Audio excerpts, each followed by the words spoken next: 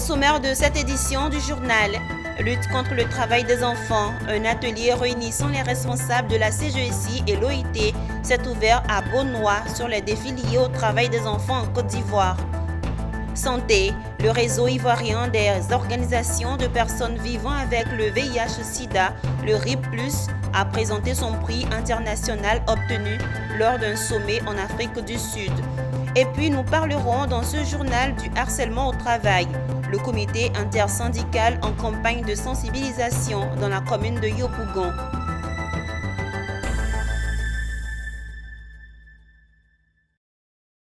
Madame, Monsieur, c'est l'heure de l'actualité sur Business 24 Africa. Merci de nous rejoindre. Débutons cette édition en nous intéressant à la question de la lutte contre le travail des enfants. Un atelier réunissant la CGECI et l'OIT s'est ouvert récemment à Beaunois, avec pour thème atelier de dialogue avec les organisations d'employeurs et les entreprises privées sur les défis de lutte contre le travail des enfants en Côte d'Ivoire. Cet atelier a pour but de chercher des solutions idoines, pérennes et globales pour tout l'écosystème de ce fléau qu'est l'esclavage des enfants sous toutes ses formes. Philippe Zabo et Richard Akeke. Ils sont 160 millions d'enfants, dont 63 millions de filles et 97 millions de garçons astreints au travail, ce qui représente près d'un enfant sur 10 dans le monde. Et 79 millions d'entre eux effectuent des travaux dangereux. Le secteur agricole concentre la plus grande partie du travail des enfants dans le monde avec 70% d'entre eux, l'industrie 10,3% et les services 19,7%. En Côte d'Ivoire, ils sont environ 800 000 à encore travailler. Un problème complexe et multiforme, difficile à résoudre car tirant sa source de la pauvreté endémique de ces enfants et de leurs parents et du manque d'infrastructures sociales, scolaires et économiques des zones où prolifère ce fléau. D'où l'importance de cet atelier organisé par la CGECI et l'OIT pour espérer trouver des solutions définitives et pérennes à l'esclavage des enfants. L'environnement des chaînes d'approvisionnement change puisque vous avez des nouvelles lois, notamment en Europe, en Allemagne, en Suisse. Vous avez cette nouvelle directive européenne qui vise à interdire le travail des enfants, la déforestation en bas des chaînes d'approvisionnement. Et donc pour la Côte d'Ivoire, il y a des enjeux importants à cause du secteur cacao, mais aussi d'autres secteurs. Et il est très important de voir justement comment les entreprises, à leur niveau, peuvent contribuer à faire en sorte que la Côte d'Ivoire soit cohérente par rapport à ces nouvelles attentes des marchés importateurs. Et l'atelier-ci est destiné à deux normes importantes. Les normes qui adressent les questions du travail des enfants. Et il y a deux normes, notamment la Convention 138 sur l'âge minimum d'admission à l'emploi et la Convention 182 sur les pires formes de travail des enfants. Là, des programmes sont mis en œuvre pour éviter que les enfants soient impliqués dans le travail des enfants. Alors ces programmes sont destinés donc à faire en sorte que l'enfant soit plus orienté vers son développement personnel, vers l'éducation et la formation et non le travail précoce. Toute chose qui nuit à son avenir. Donc voilà un peu la problématique. Et donc la CGECI avec le BIT avons conclu un accord en juillet 2022 pour conduire un projet sur le travail des enfants. Ce projet, c'est de permettre à la CGECI de créer une plateforme de collaboration avec ses membres, notamment les groupements professionnels des entreprises, sur la question. Les conclusions de cet atelier, qui s'étendra sur 2 jours, sont attendues par les gouvernants, les institutions nationales et internationales, ainsi que les entreprises. Le réseau ivoirien des organisations de personnes vivant avec le VIH-Sida, le RIP+, a présenté son prix international obtenu lors d'un sommet international en Afrique du Sud. Le trophée a été présenté au cabinet du ministère de la Santé, de l'Hygiène publique et de la couverture maladie universelle en présence de nos reporters Walter Kofi et Ezekiel Siri. C'est un trophée qui vient couronner les efforts de la Côte d'Ivoire dans sa lutte contre le VIH-Sida. Un prix international obtenu par le RIP+, entendez réseau ivoirien des organisations de personnes vivantes avec le VIH-Sida. Un prix raflé lors de la COP 23 à Johannesburg, un sommet qui a réuni près d'une centaine de communautés engagées contre la maladie. Nous sommes venus de manière solennelle remettre à notre ministre un prix international que nous avons eu de lutte au niveau de Johannesburg, où on était tous rassemblés pour ce qu'on appelait le COP 23, qui en fait est une réunion des communautés avec les pays et avec la société civile, avec le PEPFAR par rapport donc à l'engagement du président américain. Ce prix a été un prix acquis par rapport au travail de la Côte d'Ivoire sur le traitement du sida au stade avancé. Le RIP+ œuvre à améliorer la qualité de vie des personnes vivantes avec le VIH à travers les ONG membres dans l'harmonie, la dignité, l'équité et l'égalité. Pour ce faire, le RIP+ œuvre pour la promotion et le renforcement des capacités de ses membres et l'amélioration de la qualité des prestations de services de ses membres par la mobilisation des ressources et le plaidoyer. Poursuivons cette édition en parlant du harcèlement au travail. Dans le cadre de la campagne de sensibilisation pour la ratification de la Convention 190 de l'OIT, Organisation internationale du travail en Côte d'Ivoire, un comité intersyndical s'est rendu à Yopougon-Sikoji. Il était question de faire comprendre aux commerçants du marché l'importance de dire oui à la ratification de la Convention 190 de l'OIT pour l'élimination de la violence et du harcèlement dans le monde du travail. Le compte rendu de Anja Sémian et Ismaël Toza. Stop aux violences et harcèlement en milieu de travail, voilà le message que le comité intersyndical pour la ratification de la Convention 190 de l'Organisation internationale du travail en Côte d'Ivoire a voulu faire passer aux commerçants et commerçantes du marché de Sikoji. Une campagne de sensibilisation de proximité selon le calendrier du Bureau international du travail pour expliquer au mieux la Convention 190 de l'OIT, d'informer les commerçants sur les cas de harcèlement et de violence au travail en vue de les dénoncer. Parce que cette convention, qui est une convention historique, aura effectivement donc une répercussion positive sur le travail décent en éliminant la violence et le harcèlement dans le monde du travail. En Côte d'Ivoire, ce phénomène existe dans tous les secteurs d'activité, formels et informels, publics et privés, et certains secteurs sont plus vulnérables que d'autres, étant donné le statut et la précarité des conditions de travail. Selon le comité intersyndical pour la ratification de la Convention 190, plusieurs plaintes de personnes victimes de violences et de harcèlement sont enregistrées dans le milieu professionnel, d'où la nécessité de faire signer une pétition pour faire approuver les tests de la Convention 190 par le gouvernement ivoirien. Il y a des signatures physiques et il y a également des signatures électroniques. Donc le site a été mis à disposition sur les différents réseaux sociaux. Nous sommes déjà à 600 signatures sur la pétition. Voilà. Et donc nous espérons que la sensibilisation par la suite pourra aboutir sur ces 1 million de signatures. Le comité intersyndical réunit 5 centrales syndicales. Après Yopougon-Sikoji, Abobo est la prochaine étape de la sensibilisation. Le foyer polyvalent du lycée moderne Inagoï de San Pedro a servi de cadre pour la journée régionale du leadership et de l'entrepreneuriat, une journée organisée par la Jeune Chambre internationale Côte d'Ivoire, JCI, région C.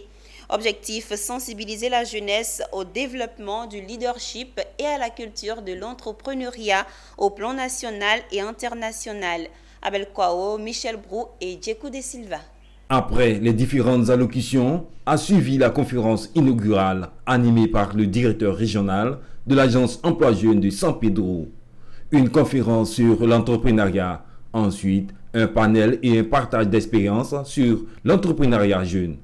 Une autre conférence sur le leadership, enfin la cérémonie de récompense. Il faut dire qu'aujourd'hui, partout, sur tous les cieux, nous parlons d'entrepreneuriat et voir une organisation locale qui déjà fait de ça son cheval de bataille, ça ne peut que nous réjouir. Le vice-président JCI mandat 2021, représentant le parrain de la cérémonie et la vice-présidente exécutive nationale en charge de la région C de la Jeune Chambre internationale Côte d'Ivoire, représentant le président national de la JCI, le docteur Koulibaly Tiekoura, donne les objectifs de la journée. Il faut dire que c'est une activité qui est dénommée la journée de l'entrepreneuriat et du leadership. Donc, dans l'environnement Jeunes Champs, vous savez, nous avons pour objectif de créer des opportunités de leadership en créant des développements positifs. Cette année, vous avez constaté que Son Excellence Alassane Ouattara a déclaré cette année 2023 l'année de la jeunesse. Donc c'est dans cette même dynamique-là que la Jeune Chambre internationale, qui offre des opportunités de développement aux jeunes, a décidé d'organiser la journée régionale qui consiste à former 100 jeunes au niveau de San Pedro. Soulignons que dans son discours à la nation du 31 décembre 2022, Son Excellence Alassane Ouattara, président de la République de Côte d'Ivoire, a annoncé que l'année 2023 est déclarée l'année de la jeunesse. Cette annonce vient une fois de plus conforter les membres de la Jeune Chambre internationale dans leur dynamique de leadership et de développement durable pour une jeunesse engagée et solidaire.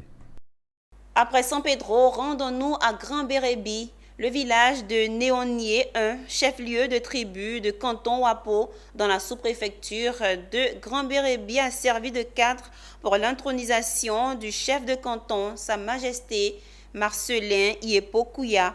Par la même occasion, le chef de tribu Touo a été présenté à la population. Cette cérémonie s'est déroulée sous les regards bienveillants de plusieurs autorités ivoiriennes. On en sait davantage dans ce reportage signé Abel Kwao Djekou de Silva, commenté par Anja Sémian. Prestation artistique et puis intronisation du tout nouveau chef, Sa Majesté Marcelin Iepo Kouya dans ses attributs de chef de canton Wapo. Ensuite, la prestation de Lambert Nyenaoulé Takuo, chef de tribu Touo. Mon message, c'est d'abord un message de remerciement au canton Wapo. Mais au-delà du canton Wapo, à toute la région de San Pedro. Parce que aujourd'hui, j'ai été surpris. J'ai vu dans l'ensemble une ferveur au niveau de toute la région de San Pedro. Le président du conseil régional de San Pedro, tout en remerciant les populations du canton Wapo, a annoncé de grands projets. Merci aux populations du canton Wapo de m'avoir choisi pour être le parrain de cette cérémonie historique qui est l'intronisation du chef de canton. Comme on dit chez nous, les parents, les populations l'ont assis officiellement sur le fauteuil. Et il y a eu d'abord ce qui nous a marqué, c'est une grande mobilisation qui marque même l'adhésion de toutes les populations à cette rencontre. Donc ça, c'est vraiment fondamental. Et je dirais que pour ce genre de fête, tout le monde est content, tout le monde est solidaire et puis bon, c'est la fête quoi. Le conseiller au district autonome du Bassa-Sandra, représentant le ministre-gouverneur Philippe Légré, a exhorté le nouveau chef de canton Wapo intronisé et le chef de tribu Touo à prôner la paix et la cohésion sociale. Bon, vous savez, on a investi les chefs canton Wapo et les chefs de tribu. Et le message, c'est un message de paix, de la cohésion sociale, un message de développement. Il est bon de rappeler que Sa Majesté Marcelin Iepo Kouya est le 8e chef de canton qui a été nommé par décision des sages le 12 décembre 2009. À la faveur de Pakinou, les ressortissants du village d'Atienguakro ont inauguré leur dispensaire en service depuis quelques mois. À cette occasion, un important matériel sanitaire a été remis à la sage-femme de la localité. Le récit de Emmanuel Bonzo. Fonctionnel depuis quelques mois, le dispensaire des localités jumelles d'Atié-Konankro et d'Adi-Sakassou dans la commune de Boaké a été officiellement inauguré par les populations. Fils et filles de ces villages ont donc choisi la période des festivités pascales pour manifester leur joie de disposer désormais d'un centre de santé. Une infrastructure qui vient contribuer au développement de ces deux villages en matière de prise en charge sanitaire des habitants. En effet, nos populations trouvent enfin l'apaisement de leurs souffrances en bénéficiant des projets de développement du gouvernement avec à sa tête le président Alassane Ouattara. L'inauguration du centre de santé a été faite par Djibo Nicolas, maire de la commune de Boaké.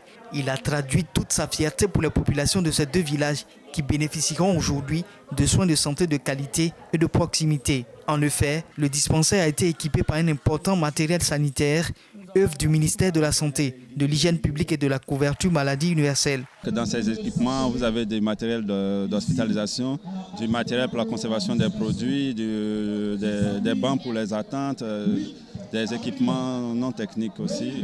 Donc ça va faciliter la prise en charge des patients au niveau d'Atié-Konankoro. Aujourd'hui, plus que jamais, je mesure l'importance de la mobilisation qui a été la vôtre.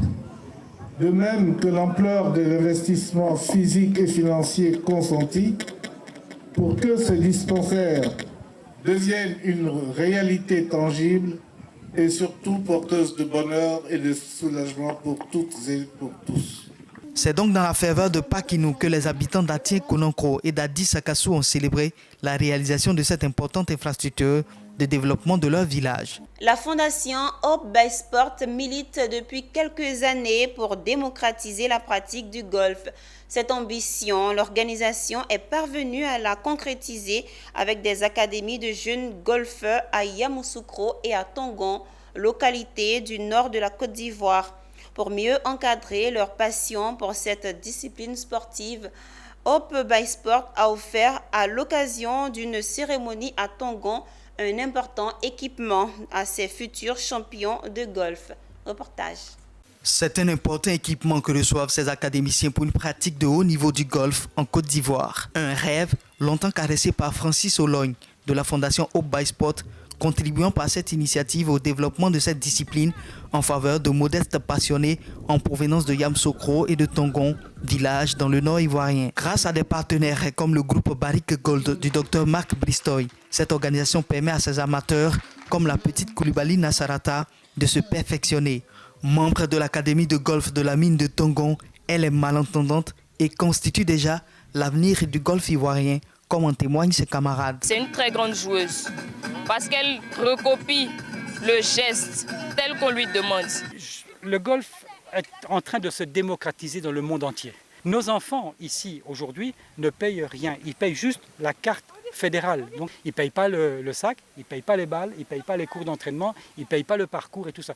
Tout ça fait partie du partenariat que nous avons avec Barrick. Et je dis ceci, il n'y a pas raison que la Côte d'Ivoire ait pu exporter des footballeurs, qu'on ne puisse pas le faire dans le golf également. En plus des équipements de golf, des effets vestimentaires ont été offerts à la sage-femme et à l'école maternelle de Tongon. Par cette donation, la fondation Hope by Sport traduit en actes la contribution des nombreux donateurs en provenance principalement de Belgique, œuvrant ici à la promotion du golf, mais aussi à l'éducation des jeunes Ivoiriens de tous horizons. Nous espérons que ce partenariat avec Hope by Sport sera un partenariat encore plus fructueux. Et je veux remercier ceux qui nous ont permis d'avoir ces effets vestimentaires, ces équipements. Ce sont de bonnes volontés et nous sommes vraiment leur reconnaissants. À travers ce programme, la fondation Hope by Sport veut briser les codes et sortir des esprits l'idée que le golf est un sport accessible uniquement aux riches. La preuve, ces enfants, issus de situations modestes et en pleine campagne, sont prometteurs pour l'évolution de la discipline en Côte d'Ivoire. Terminons ce journal avec une note sur la discipline sportive. La Coupe nationale de Tegball et le séminaire de formation des entraîneurs et arbitres se sont tenus récemment à Yamoussoukro, à la place Jean-Paul II. Ce sont les ligues de Tegball de Mans, Korogo, Daloa, Yamoussoukro, Toumoudi et Abidjan qui ont pris part à ce championnat en présence du président de la fédération, le ministre Sidi Tiemoko Touré.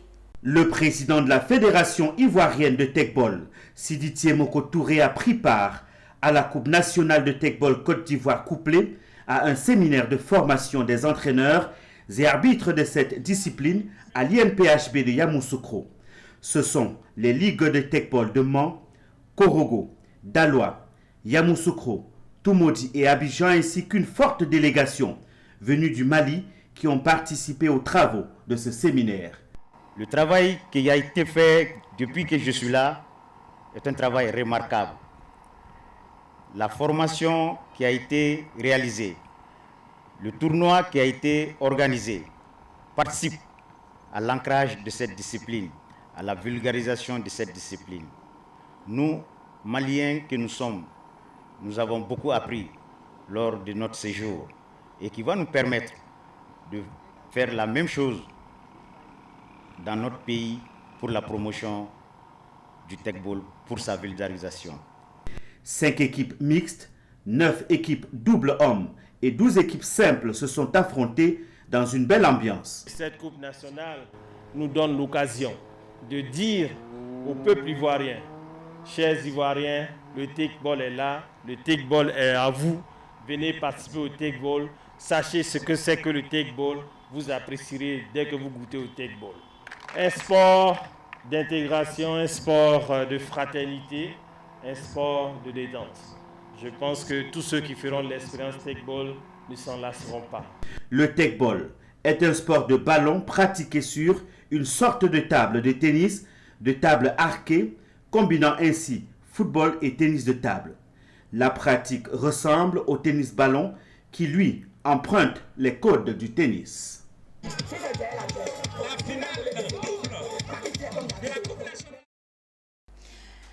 Ce reportage signé Charles Kouakou, commenté par Pierre Tebeu, met un terme à ce journal préparé par l'ensemble de la rédaction.